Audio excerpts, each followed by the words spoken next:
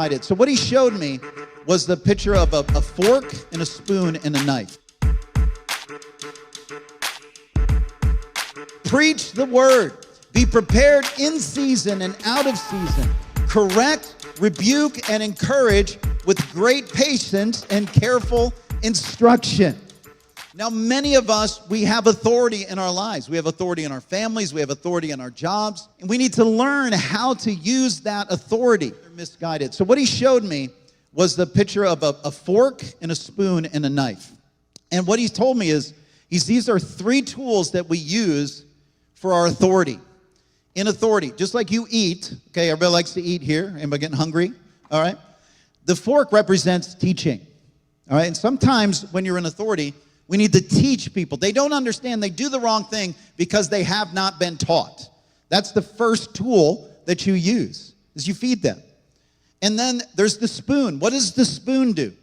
The spoon is like the gift of encouraging. You know, you stir people up. Come on, you can do this. You're good. Like when you put your chocolate syrup in your milk, you know, sometimes you just need to stir it up, you know.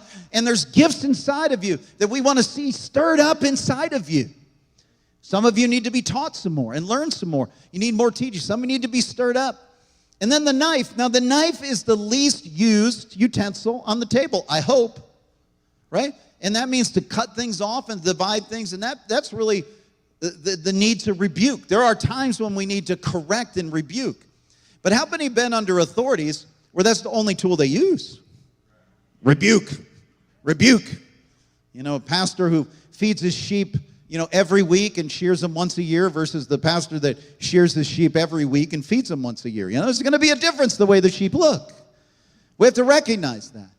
But in a place of authority, I want to teach you and I want to encourage you.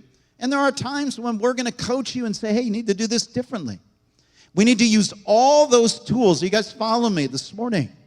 And you need to ask the Lord, what's the tool I need to use right now? Is it, some people, they don't know. Some people need to be encouraged. And there are times when people need to be corrected. Is that helpful to you guys? Because it was helpful to me. That's how God gives us authority. And Paul is telling Timothy, use all these tools.